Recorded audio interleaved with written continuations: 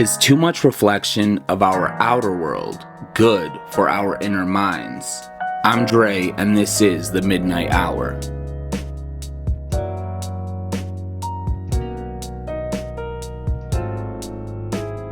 Tonight we will be looking at The Bookseller by Elizabeth Hardwick, published in The New Yorker in 1980. The Bookseller is a very, very introspective short story. It is one based around a secondhand bookseller living in New York City by the name of Roger. Roger's story is told through the lens of the narrator, who we can only assume is his romantic mate, perhaps. And they pretty much do to Roger what Roger does to everyone around him in his life, which is completely and utterly analyze him. The narrator gets down into the tiniest of details and basically just gives us a glimpse into Roger's day-to-day activities. Running the bookstore, trying to run his life, and just really looking at all of the patrons that come in on a regular basis. There is not too much to be said about plot here. This is a character study through and through. And while not much actually happens plot-wise in the story, there is a lot of intellectual acrobatics that the reader needs to do in order to fully appreciate the story, which I probably could have done a better job at myself, but here is what I took from it personally. The story begins in November. New York City, the streets are busy, they're booming.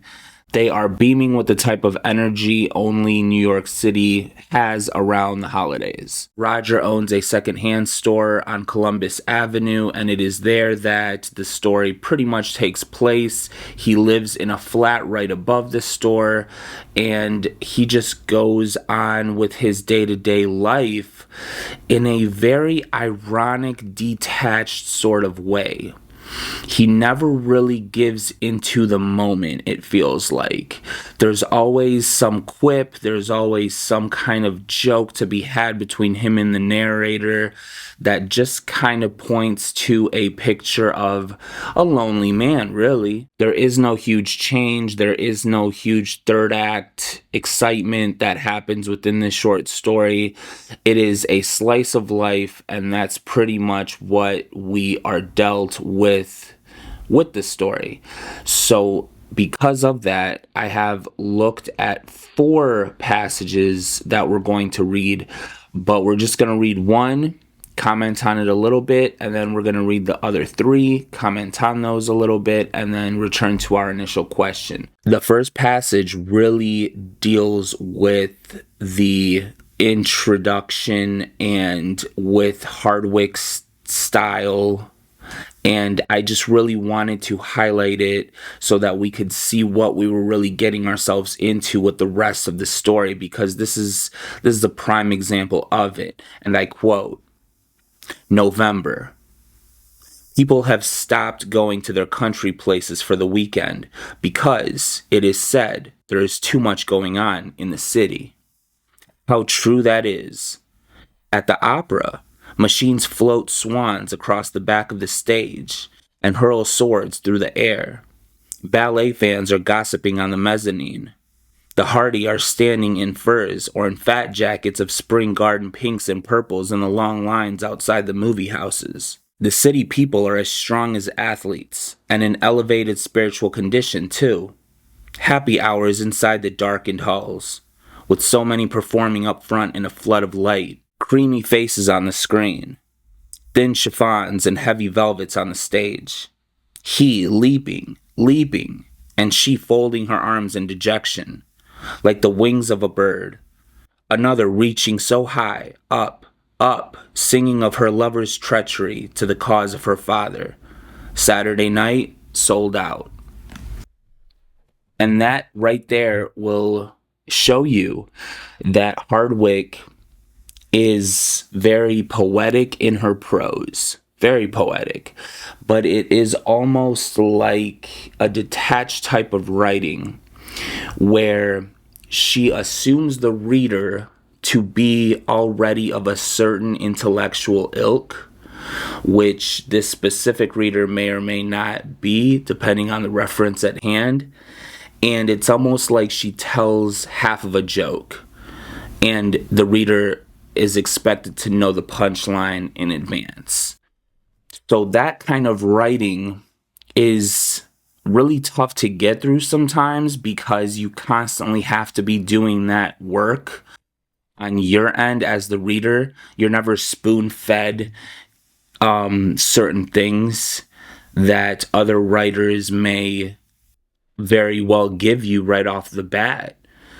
Hardwick is more, I believe, with what I've read from her, which is only this story, but I believe she is probably the type of writer that will go halfway, expect the reader to meet her the other half. Now, the following 3 pieces of writing that we're going to be analyzing are really centered around Roger himself and his persona, I guess you could say.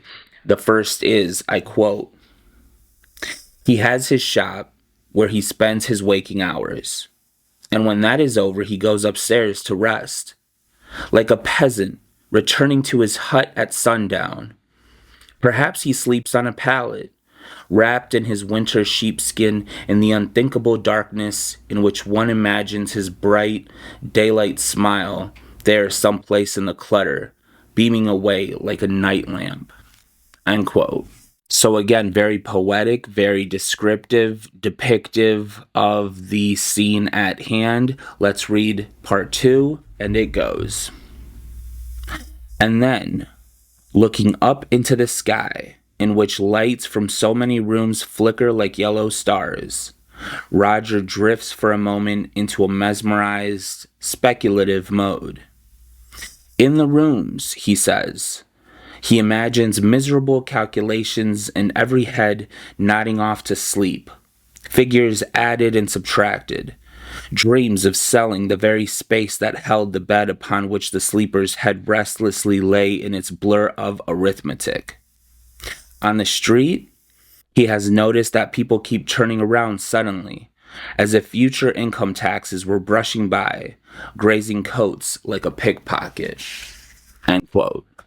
And part 3, and I quote, "Roger, gregarious as a housefly, is not one asked to dinner at the home of his friends, although he presents a respectable bohemian appearance.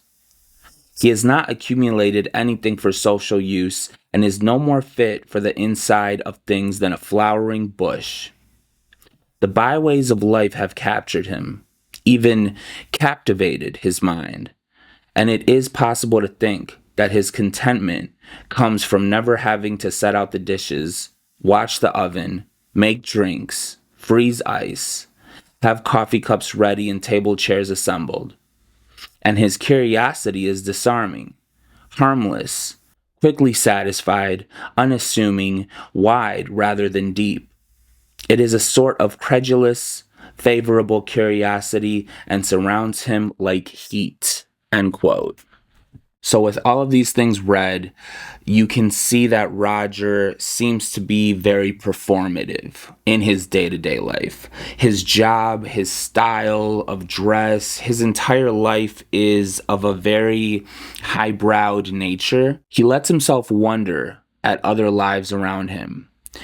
But I never think he truly holds himself underneath that same analytical microscope of his own existence.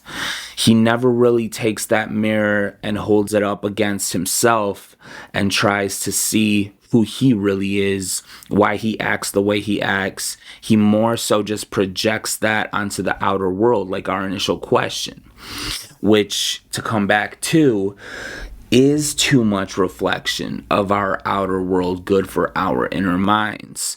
I mean, if we're looking at it through the lens of this character, Roger, he is so busy and preoccupied trying to understand the world around him that I think he loses touch with who he really is. Yes, he may dress in twill jackets with elbow patches and smokes a nice pipe and everything like that, But is it all for show? Is it all performative?